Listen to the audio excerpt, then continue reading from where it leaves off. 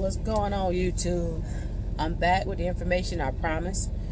But before you guys move forward, I'd like you to like, comment, and subscribe to this video so we can keep this thing going. Share this information with anybody that's interested, and hopefully this will help you. I will try to go through the question and answer slowly, just in case if you'd like to write them down to remember it, just so that you're prepared for the written part of the test. And don't stress the test. It's going to be easy to get through. It's simple questions, things you may already know, and also going over some of the company policies that's included. All right, let's go ahead and get started. So the first question: what is the correct tire pressure for a commercial motor vehicle? The answer to that is the steer is 110 psi, the drive is 100 psi, and the trailer tandems is 100 psi. All right, so now we're going to move on to the next question, which is: during what weathering conditions do the Jake brake and cruise control not be used? And again, that's during what weather conditions should the Jake brake and cruise control not be used? And the answer to that is during wet, rainy, windy, and snow and ice conditions. Okay? The next question: what should you do if you become out of route in your navigation? The answer to that is stop at the next safe haven to regenerate your route. Okay, easy and simple. The next question is: what is the height of your truck and trailer? And it is 13 feet and 6 inches. Okay, high. So when you're going over those bridges, you know how tall your truck is. That is very important to know. Just, you know, I know you guys seen those videos of people run their truck on the bridges and they crash or they kill themselves or break the bridge or what have you. Knowing the height of your truck is very important when you're going and under bridges. Most of the bridges on highways are truck height, but there are signs most of the time when you get to those bridges, so you know if you can fit under the bridge or not. So just pay attention as you're driving. All right. The next question is: if you are fatigued, what should you do? If you get real tired behind the road, it is real dangerous to continue driving while you're tired. You can hurt yourself and you can hurt others. So you must inform the dispatch that you are tired and you need to get rest before continuing your route. Very important. All right. The next question: per company policy, at what minimum weight do you have to get a CAT scale ticket? All right, with Covenant, if you have a load that's 30,000 pounds or more, again, that's 30,000 pounds or more, you have to go get scaled to ensure that the weight is positioned properly within the trailer. Otherwise, you're going to have to start moving those tandems so that, you know, the weight is, you know, put on the truck properly, so that you, once you do go past those ways, that you don't get ticketed. All right, so after 30,000 pounds of weight on your trailer, you must go straight to the scale to see if either something needs to be repositioned at the shipper, or if you need to move your tandems. 30,000 pounds. All right, so the next question: if you are involved in an accident, you should first call the police. When you're involved in an accident, I know the first thing you want to do is call dispatch and let them know that you've been in an accident, but they actually require you to call the police first so you can get the police out there. Then you can inform your dispatch to let them know that you've already called the police, you're in an accident, just so you can let them know what's going on, keep them updated with the situation. And that's to ensure your safety and the safety of the people around you during an accident. All right, so the first thing you do during an accident is to call the police. All right, so the next question is: what is California's bridge laws. All right, their laws is to be 40 feet from the kingpin to the center of the rear axle. And this is your tandems. So your tandems have to be 40 feet from the kingpin to the center of the rear axle. Now, if that doesn't make sense right now, this is something you could go over with your trainer when you do your 140 hours. So it's good to know these questions. So if some of it doesn't feel clear, you can most definitely reach out and discuss it with your trainer so they can go over a few of these question and answers.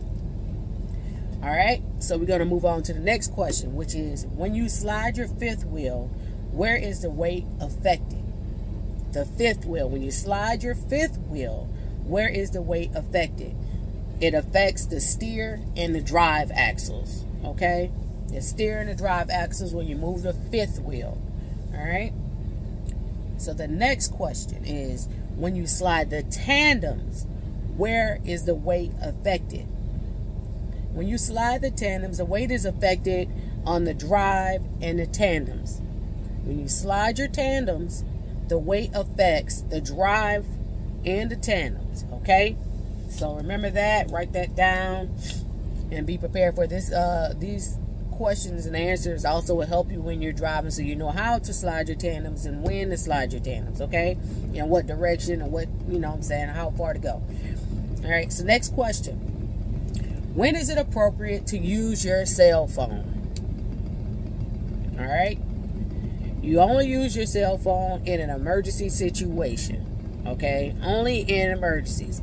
You're not going to be texting and driving, watching videos and driving. It's going to be hands-free. It's for the safety of you and for the safety of the people around you. If you get caught doing it, of course, you will get ticketed by the police. That is illegal. All right? We're going to keep on moving. So the next question is, using the radio while driving. This, okay, let me back up. First off, this is a true and false, okay?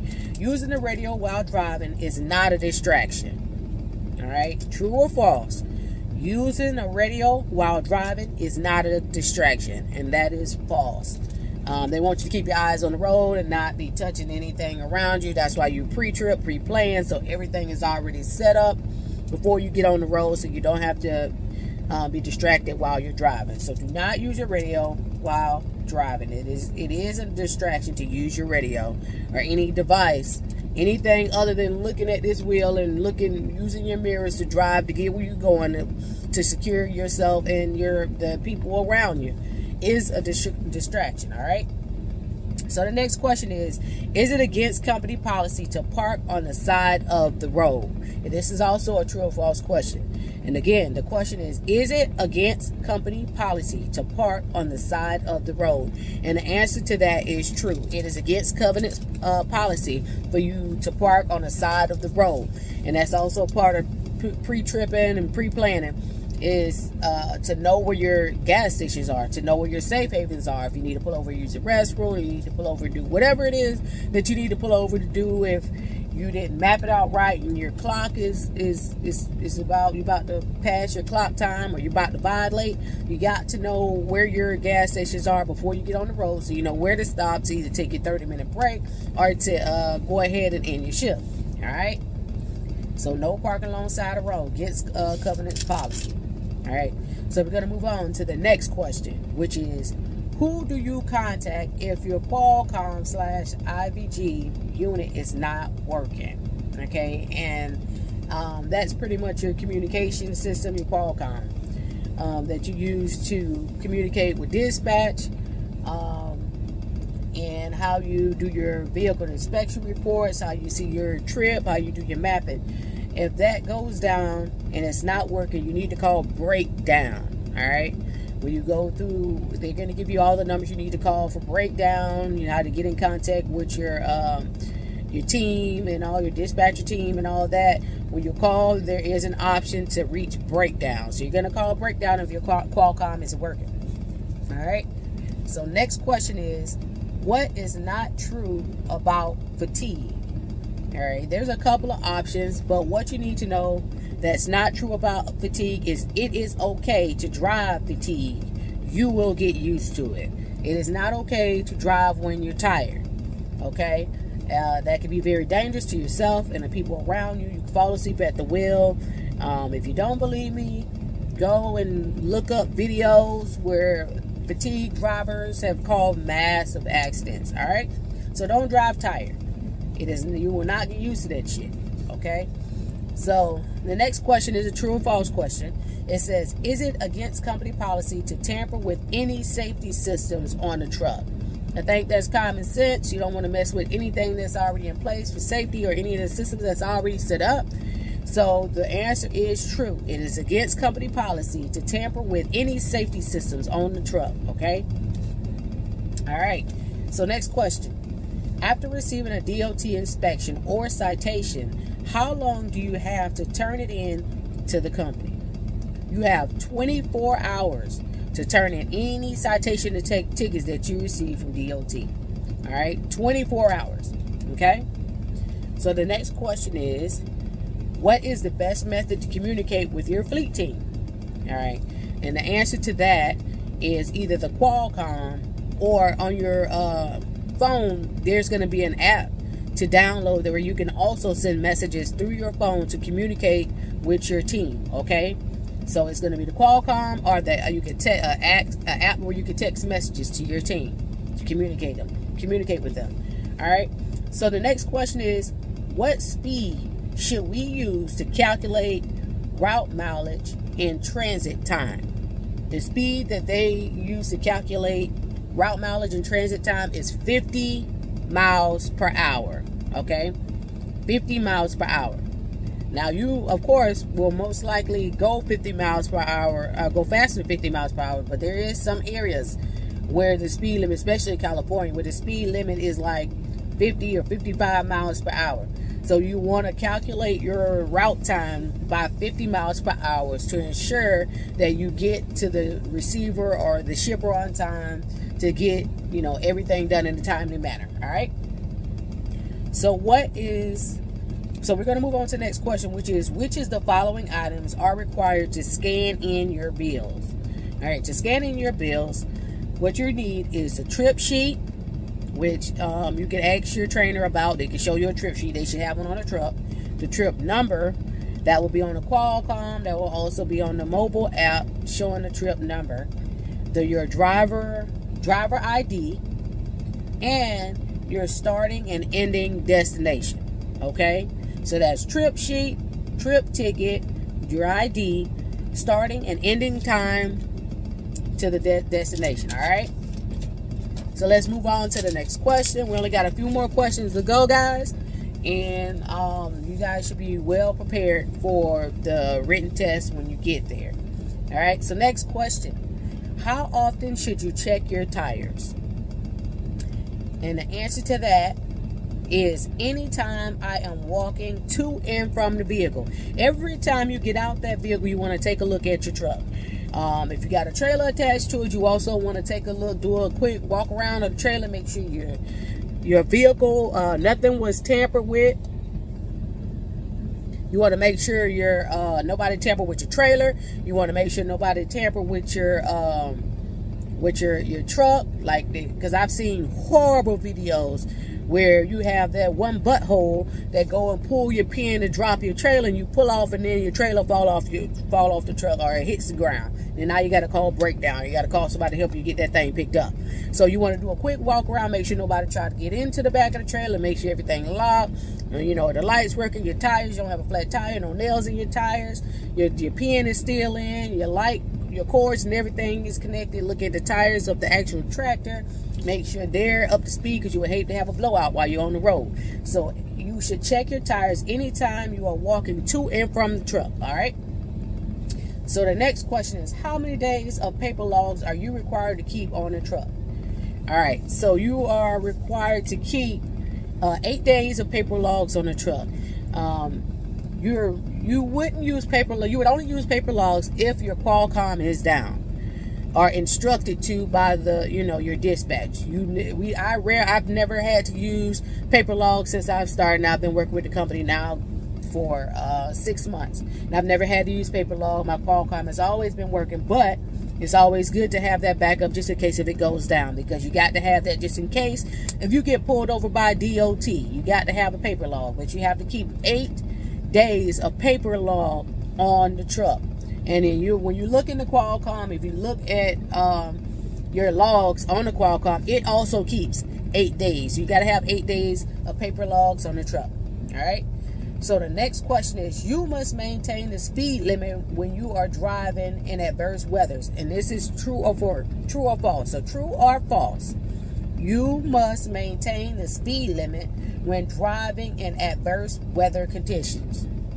Now the answer to that is false. I'm sure you thought, you know, that thinking that's weird. No, if it's windy, if it's raining, or if it's snow, you may have to slow down. You may have to pull over because the weather is too bad to ensure. Because I know you guys have seen those videos where the wind was blowing so hard, especially out in Wyoming, and the truck flipped because you got a light trailer and the trailer get flipped.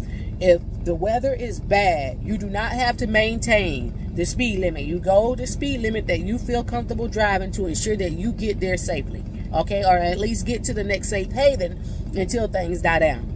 So the answer to that is false. Do not maintain. You are not required to maintain the speed limit during adverse weather conditions. False. Next question. How often must you certify your logs? All right. How often must you certify your logs? You must certify your logs prior to every shift. Certify your logs prior to every shift. All right. Next question. You can wear pajamas when checking into a shipper or receiver. This is true or false? I'm sure you know the answer to that. So true or false? You can wear pajamas when checking in to a shipper or receiver. And the answer to that is false. I don't wear pajamas on this truck anyway. I got a whole bag full of basketball shorts, socks, and sweatpants. I get hot quickly. I have hot flashes, so I don't wear warm clothes a lot. So I'm always wearing either short sleeves or basketball shorts. So I don't ever walk into a shipper or receiver in pajamas. I guess they want you to show up, you know, at least a little professional. They don't want you to show up in your sleeping clothes. All right, so next question is also true or false, and it is, you do not have to adjust your mirrors when you switch drivers. All right, true or false? You do not have to adjust your mirrors when you switch drivers. And of course, Covenant is a teaming company, so when your shift is over, you're switching with your partner. The question is true or false? Do you need to change the mirrors? You do have to adjust this truck every time you sit behind the wheel. You need to, that's part of your pre-trip. You want to make sure that everything is set up and to your height and your vision and all the stuff that you need up there at hand's reach before you get on that road. So if you have a partner and every time you switch, you do need to adjust the mirrors, unless you guys have figured out a way to get the mirrors to a certain spot that's perfect for the both of you, to where the mirrors will never move. But you still need to check those mirrors before you pull off, because when you're on the road, you cannot adjust your mirrors. Not all of them. You cannot adjust your mirrors while you're driving. And now you're left with having to pull over and wasting time to go and change your mirrors. So before you pull off, during your pre-check, check your mirrors. All right. Last question, guys. This is going to be the last question. And that question is also true or false. And the question is, it is a company policy to have a padlock on your trailer at all times. So basically, they're asking, is it company policy to lock your trailer in the back with a lock? Not just with the seal that the shipper gives you, but along with the seal, it is company policy. So the answer to that is true. It is company policy to have a padlock on the back of your truck, and that's to ensure nobody, when you stop somewhere, you're breaking, you're sleeping, you're napping, whatever the reason for why you're stopping, even just getting gas, you got your trailer locked up. You at least did your due diligence by getting your trailer locked up. Now, if somebody cut it, that's something different. Ain't nothing you can do about that. But as long as you did what you were supposed to do to have a padlock on the back of that trailer, you followed Covenant's policy. Now, that is all the questions I have. I'm not sure if the test has changed at all, but those are the questions that was on the test that I took 6 months ago. Don't stress yourselves out about this test. because they will go over everything with you. But it's good to know these questions while you're out on the out with the trainer. So maybe this will help you guys while you're training, doing your 140 hours, to get some questions answered for when you actually have to go out there on the road in your own truck. You know how to, you know, maneuver and how to follow policy, and how to move your tandems and which direction to go, and how to calculate your time, and you know what I'm saying, how do you calculate how to get to a certain point and deliver it in a timely manner to make sure that you have time to do whatever you need to do in between, if it's showering, if it's breaking, if it's getting fuel, whatever the case may be. But I hope these questions help you guys. Make sure, like I said, go over some of these questions with your trainer. If you do have questions about the question and answers of the test, I hope you've taken note. And this will get you prepared for the written test when you're ready to test out to get your own truck. When you get back to Covenant, the backing, I can't really help you with that. I'm sure there are backing videos on YouTube that you guys can go and look at. But when you're with your trainer, try to get as much backing as you can. If you have any issues with your trainer while over the road, try to handle it within, you know, the truck. If you can't get the issue resolved that way, don't stress yourself out, because you're actually supposed to be out there learning, and their job is to teach you. So if you're having problems, please reach out to your fleet team and let them know that you're having problems. They will try to rectify the problems by speaking to your trainer, so don't back down. I mean, it needs to be done. That's what they're getting paid for. But worst case scenario, if you have to get a new trainer, unfortunately, they will have to bring you back to Tennessee, Chattanooga, to find you a new trainer. You may have to sit and wait for those if there's not one available. So that's why I say you might want to try to talk to your trainer, try to see if y'all can rectify the issue right here, so that you don't have to go all the way back to Chattanooga to find you a new trainer to finish out your time. That'll make your training period over the road with a trainer much longer if you have to come back to Chattanooga to change your trainer out. So I wish you guys luck. I hope this helped you. If you have any questions or any other videos that you would like me to put out there, please reach out to me. And once again, make sure that you guys like, comment, subscribe, and also share this video with people that's also interested in Covenant. Covenant is a great company. I haven't had any complaints, me, myself, and I, but everybody have their own experiences. Come on to the company, and you guys, you know, find out if you like the company or not. But like I said, I haven't had any problems so far. But once again, I wish you guys luck, and thank you for watching.